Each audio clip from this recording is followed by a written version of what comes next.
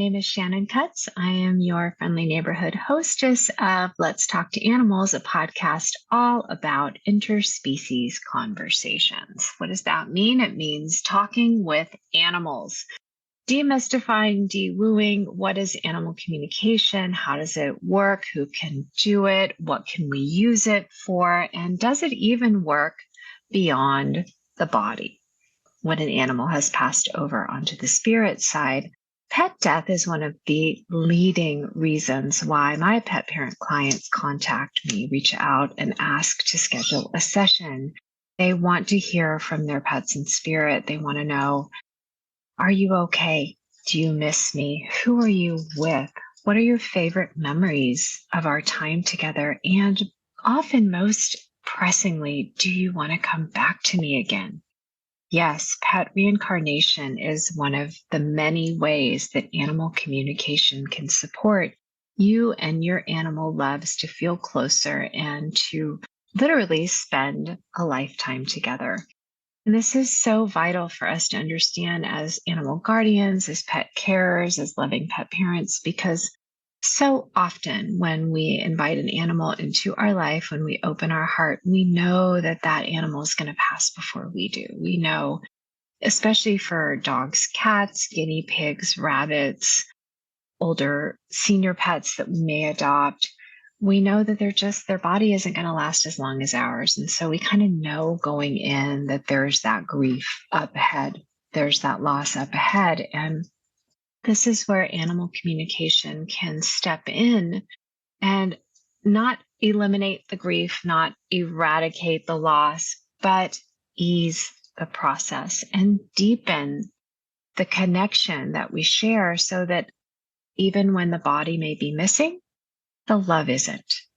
Our belief in, our awareness of, and our connection to the life bond that we share, the soul bond that we share with our animal remains intact. Now, on January 8th, if you've been following along with this podcast for season 4, or if you follow us over on some of our social media channels, you're probably aware that my precious soul bird, Pearl, my 24-year-old soul bird, transitioned out of his body on January 8th of this year. It was very jarring for me, very shocking, because I had just had a conversation with Pearl and asked him about some of the physical slowdowns that I was seeing. And he said to me in very plain language, he said, "Mom, don't worry, I'm going to be around for a long, long, long time." Now, I took that to mean that his body was going to last forever. For so many years, I had joked, where you go, I go. And we're going for oldest living cockatiel or immortal, whichever comes first.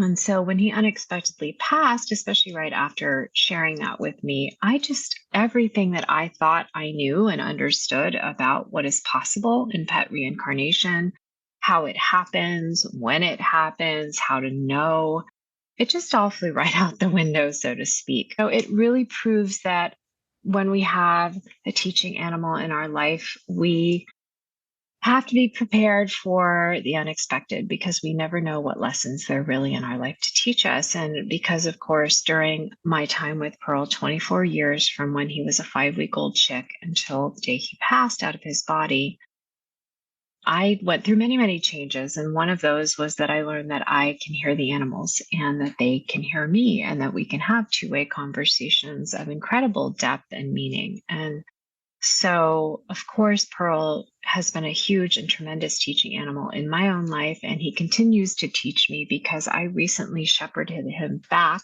for the 4th time in a new body. And if you're watching the video version, you can see that new body walking around behind me in the form of Petal. Petal is my 9-week-old cockatiel, and I may do a future follow-up episode on this podcast about her specific reincarnation story. But for our purposes here today, especially because I have seen so many pets transitioning to spirit recently, and it's one of the number one reasons why new pet parents reach out to me and ask, can we schedule a session, is because they want to talk to their animal either right before they're passing, maybe they're in hospice, or they're getting ready to make their final transition, or they have just transitioned and that pet parent wants to talk with them. So if you're in that situation right now, if you're helping your beloved animal companion through their final transition, if you're wondering how you'll know it's time, or if they're ready, or if you have lost an animal love and you are feeling that grief that I was feeling just a few months ago, and that so many of my pet parent clients feel at such deep levels when their animals cross, and you're wondering, is it possible that they might come back to me? Then this is definitely the podcast episode for you. I created it just for you.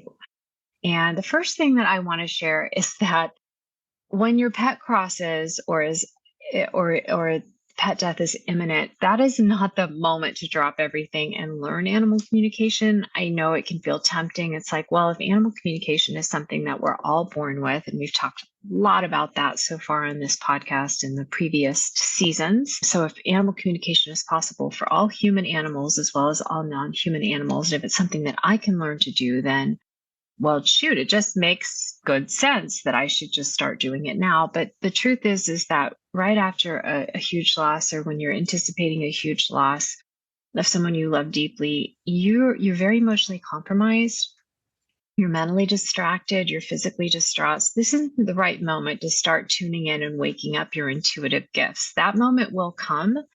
But for many, many years before I became an animal communicator, before I was Reiki attuned and started practicing as a master, I worked with animal communicators. I hired animal communicators, and I still hire animal communicators sometimes when I need extra support in my own personal life with my companion animals. And so I just want to reassure you that we're here for you. And when it's time, we can absolutely teach you. I can absolutely teach you. The teacher of your choice can absolutely teach you how to talk to animals. But when you're in a crisis with one of your personal animal family members, go ahead and reach out for help. It can smooth the process and just take the pressure off of yourself. The second thing I want to share is that even if you're somebody, and I've encountered people on our social channels, even just in casual conversation in the neighborhood, people who just do not believe in animal communication, and they definitely don't believe in reincarnation, regardless of species. And if that describes you, okay, that's absolutely fine. We don't have to believe. You don't have to believe in what I believe in. You don't have to believe in anything. None of us do, because belief is a mental construct. Belief is something that we do when we're not sure. We say, well, I believe in this, but I don't believe in that. When we've had the experience, belief becomes somewhat irrelevant. And I don't mean that to be in any way diminishing the importance of belief in our lives. Belief can be something that we can sense and feel, but can't explain yet, too. And there can be that level, that deeper level. That's the Einstein theory of relativity level of belief, when it's like, well, I believe in it because I can feel it and sense it, but I can't explain to you and I can't tell you why or how. And that is intuition. So that's actually not even belief. That's actually your gut, your deep and inner knowing, your gut brain telling you something that your head brain may or may not be able to prove. So that's different. But what I want to start with is, whenever you're even whether you believe it or you don't believe it, if there's anything in you that hopes for it or wishes it was possible, then that's a signal that you and that animal have a soul contract. You have a soul contract relationship. So let's say your precious dog or cat or bird or snake or horse has just crossed. And maybe you do, maybe you don't believe in reincarnation, but you wish for it anyway. And you wish it was possible. And sometimes you think you hear them in the night, or you get a random memory, or something just reminds you of them, or you have a dream about them. And you're wishing, or you're imagining what it might be like. Well, that's a sign that that animal may want to come back to you. And even more importantly, it's a sign that you have a soul contract with that animal, which means that before the two of you came here in embodied form, it means you agreed that you were there for each other. You were going to be there for one another, for mutual upliftment, for mutual unconditional love, visioning the highest and best that's possible for each other and serving one another from that place. Maybe sometimes we rescue an animal or we take an animal in and we're just aware. We just know that we're caring for that being. They need it. We can offer it. They pass out of our life and we feel a peace about it. But sometimes it feels like the relationship is not finished. We miss them so much and we long for them and we feel like our life is not complete without them. And I mean, with Pearl, I felt like I was missing limbs. Like I didn't have my hands anymore. Like a part of my heart had died. There was a hole. Like that is a symptom. It doesn't have to be that extreme. You know, we all have different personalities. I'm an Enneagram 4, so I tend to be very, emotive. I process life more through my emotions and physical sensations versus always maybe through my head. It doesn't matter how it happens. If you feel there's something unfinished or you feel like your life is incomplete or there's something missing or you can't move forward without that animal in your life, then there's a soul contract present and there's more to be revealed about your relationship, whether that's through pet reincarnation or some of the other ways in which we can stay connected. And so if you're in that space and you're about to lose your love or you're about to lose your love in body is the more accurate way to phrase that, or you've just lost your pet and you just don't feel like life is ever going to be the same again, or you don't want to get out of bed, or you're like, why? That can be a symptom of a soul contract, which is a wonderful thing to wake up to when you realize, oh my goodness, I have a life contract and probably many lifetimes contract with this other being that we're going to be there for each other. We're going to love each other unconditionally. We're going to make each other's lives better. We're going to teach each other. We're going to mentor and guide each other. We're going to cheer each other on and we're going to grow together. Well, of course you want them back.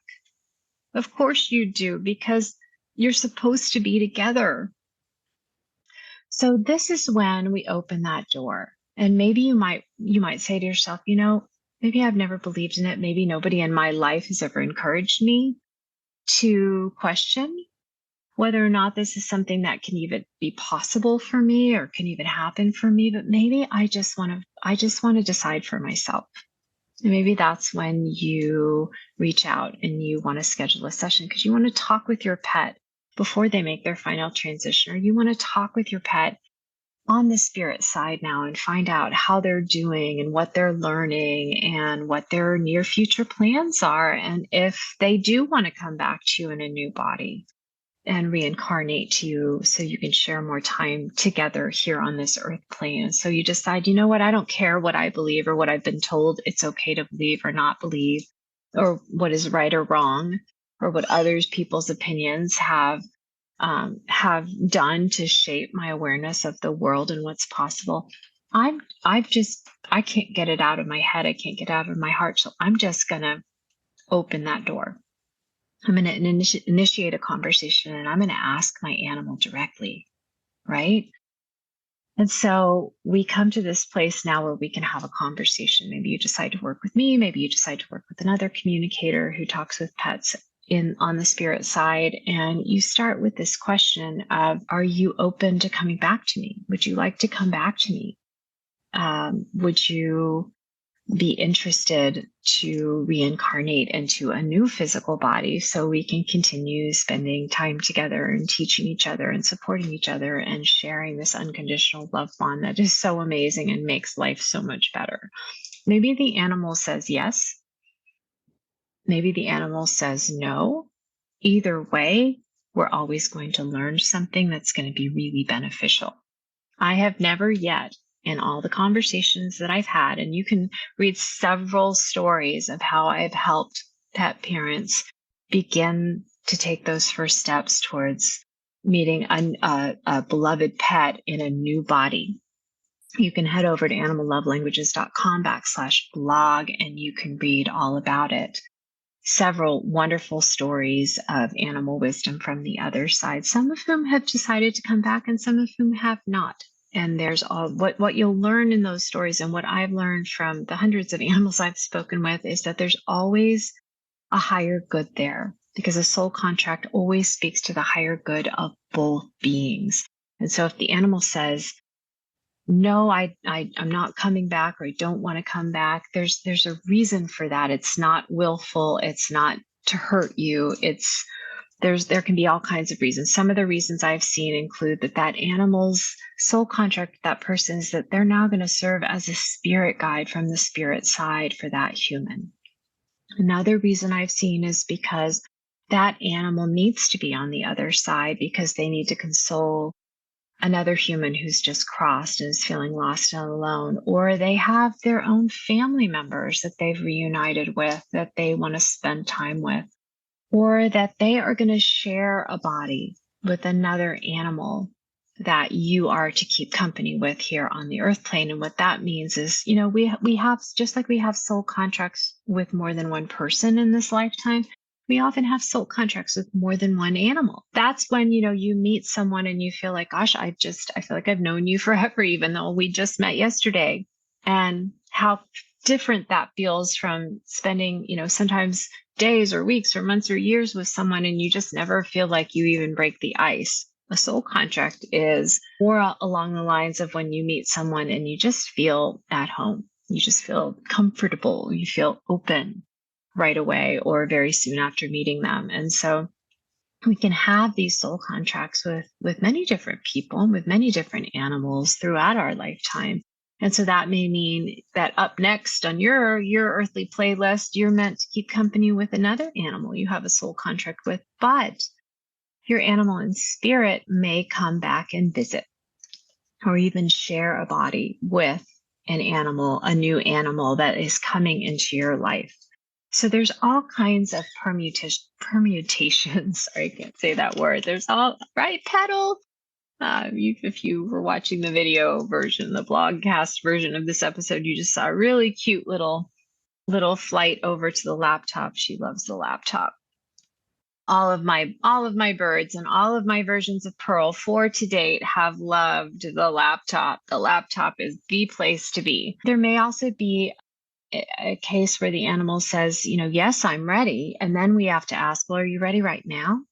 Or do you need some time? And you can also ask yourself that question. Are you ready right now to welcome your animal back? And we're going to get into that. I want to explain to this just a little bit more, because it is important to give yourself time. But we may find that animal needs a little bit more time. Now, there's kind of a pervasive myth in the animal communication community and amongst those who work with animal intuitives that after an animal crosses, they need time. And I'm not just talking about like a few minutes or a few hours. They need, days, months, sometimes years before they're ready. Like they need to adjust before they can talk with us. And I have not found that to be the case, because they're going home. When we cross over into spirit, we're going home. So we're not going to some strange new land. We're going to a place that we've been to before. It's kind of like, I think in a previous episode, I made the analogy of a summer home and a winter home. And so we're here. We've been here before. We're going back across the veil. We've been there before. So an adjustment period. Yeah, sure. Especially if it was a very, very sudden death, sudden and unexpected, like let's say the animal had an accident or something like that, or a predation where there was just some shock. Sure. Maybe a few minutes, maybe a few hours. What's much more common, however, is that the human needs some time before they're ready to hear from their animal, because we're still in the body. Everything is so much quicker, lighter, more fluid when we are not carrying around this physical luggage. It requires so much to process our grief through our mind, through our emotions, and through our physical organism, because every single thought, every single emotion produces some kind of chemical messenger, a hormone. Cortisol is a huge one, the stress hormone, the silent killer is what it's called in the medical field. And so we've got to process that. We have to work through the stages of grief, whether they're linear and orderly or they flip-flop all over the place like mine often do. And there's so many different ways and there's different models and methods for the different stages and what they might look like. But the bottom line understanding is that it can take some time for us before we're ready to talk with our animal and spirit. It certainly was the case for me and has been the case for me, whether I liked it or not, or wanted it or not.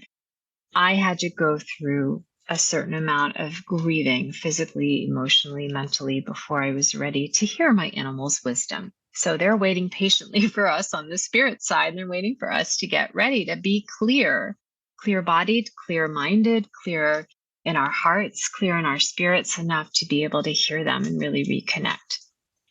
And so you may find that the animal says, no, they may say, yes, I do want to come back to you.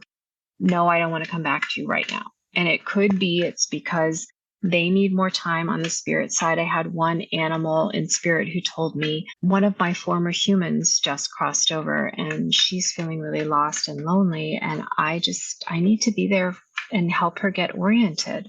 So there can be that. The animal may also say, I do want to come back, but you're not ready. Sometimes my human clients, they'll tell me, I'm not ready yet. I'm just not ready for a new animal. And that is really important. At the beginning of this podcast, I shared that my Pearl has come back to me 4 times. Every single time he's left, I have had a catastrophic reaction, like my world is ending. I mean, because we just have a really deep, really life-changing soul contract. He's my person. He's my most significant relationship in this life. And you look at a small little bird like a cockatiel and you think, oh, how can that be? And it's like, well, I don't know. And I don't care. It's true. He is my rock and my mentor and the source of all good inspirations and courageous acts in my life. And that's just the way that it is. And so even though Pearl told me I'm going to be with you for a long time, and even the day he passed, he said, I'm coming back to you right away. And he gave me the details of exactly how he was going to come. He told me he's coming as a ladybird. He told me his name would be Petal. And he showed me the image that I thought was going to be him that actually turned out to be his surrogate mom. And that's a whole other story. And it's an amazing story. And I may tell you someday here on Let's Talk to Animals. But for now, I really want to focus on the fact that even though I have Pearl back as Petal, Petal is still Petal. There are elements of Pearl.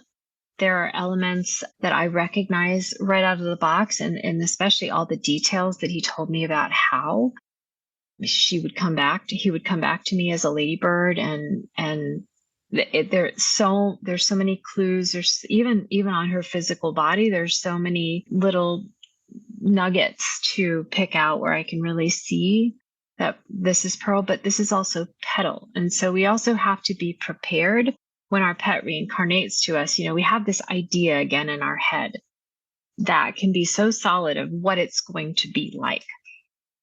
We may not know that we have these ideas in our heads, but our pets know. And so when an animal says, I am not ready yet, it may be because we need a little more time to loosen up our grief around our intense attachment to all of even the most subtle nuances of the way that our animal was in their last body. My Pearl was very small. He was the runt of the litter. He was missing his left wingtip and 3 of his 8 claws. He was very dependent on me. He was gray and white. He was male. There were so many things about Pearl that I was so attached to. And Petal couldn't be more different in many. In fact, the opposite, the fact that there are such opposites is one of the ways that I know that Petal is Pearl. Petal came back. She's a big bird. She was an early start. She was the firstborn. She's extremely colorful. She's female. She's flighted. There's so many things about Petal that I had I needed some time and some space to loosen up my death grip on just wanting Pearl back as Pearl, with every element being Pearl. Because when we have a soul contract with an animal, that means mutual growth. We're there for each other. So even though the animal's going to come back, maybe they say, yes, I really want to come back and be with you again. There's also something in it for them. It's the good of themselves and your good. It's the good of the individual and the good of all. So when an animal comes back, that also means there's more for them to learn here in a physical body. There's new experiences to have. There's new lessons to learn. There's new evolution to experience, elevating the vibration, opening the heart, expanding the mind, having life-altering relationships that are for everyone's highest good. And so if an animal says, I'm going to come back, chances are good they're not going to come back as a carbon copy or a clone of who they were in their last incarnation with you. Every time Pearl has come back, the first time he was with me, he was a parakeet.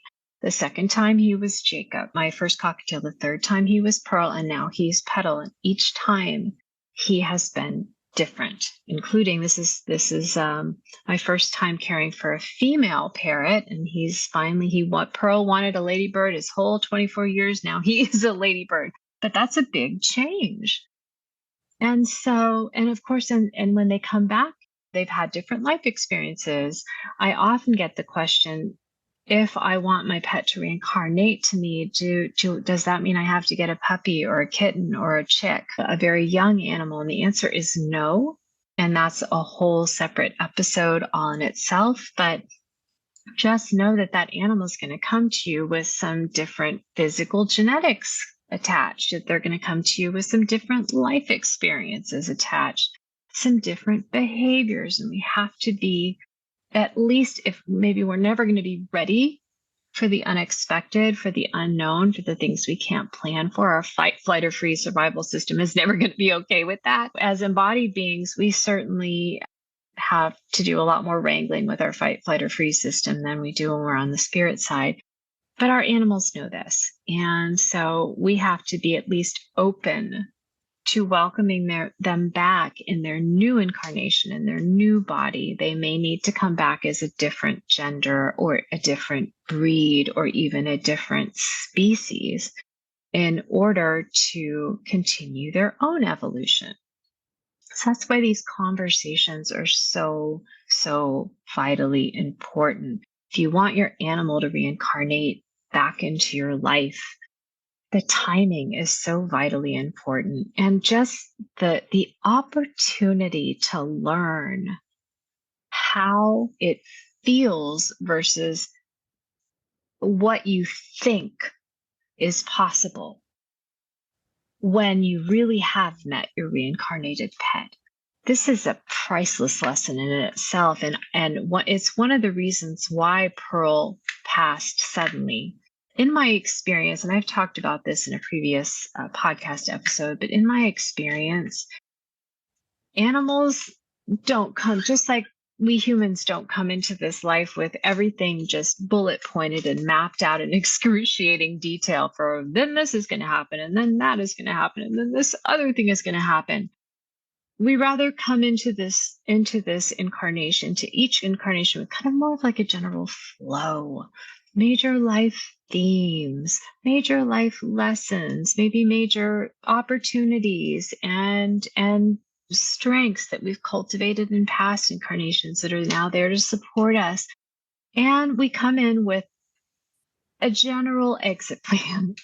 And what I've often seen is that may look like a more extended, gradual exit, or it may be quite sudden, as in the form of, well, my time was coming anyway, but opportunity knocked and I took it. And that is exactly what happened with Pearl. I remember speaking with one pet parent client whose dog just ran out into the road one day and was struck by a car and killed instantly. And when I tuned in with that animal, what she told me was opportunity knocked. it was either that or there was something more extended that was coming. And when I shared that with my human client, they did tell me that this dog had been experiencing some subtle medical problems and kind of things that the doctors were watching, the vets were a little concerned about. And so it was kind of like she had a choice. She could either go through that more extended illness that was brewing and go out more gradually, or she ran out into the road and got struck. It wasn't a suicide. She just ran out into the road, but the car was coming and boom, and that's exactly what happened with Pearl. His body gave out and he went with it, knowing that the alternative was a longer, slower, more gradual process. And what he told me is he said, you know what, I could have handled it, Mom, but you couldn't. So there's always more context there for why and how our animals choose to go. And there is always conscious, intentional choice if they passed when nobody was there. I talked with a pet parent client last week, and she was so distraught because her animal passed alone and she had wanted to be there to hold her. This is very common that we have this idea of how we want our animal to go and how we think it's going to be the most comforting and the most loving for them. And the truth is that they have their own reasons for why they go when they go, and that they don't feel as disconnected from us as we do from them, to the sense that they don't always feel our love for them. Even if our physical presence isn't there when they're passing, they can always feel the love in our hearts for them. And most importantly, they can feel the unconditional love for them that we have, that prompts us to make these elaborate plans for how they're going to die. We want the highest and best for them. And so we make this plan and then they don't follow it. And then we feel guilty, or we feel distraught, or we feel inconsolable even.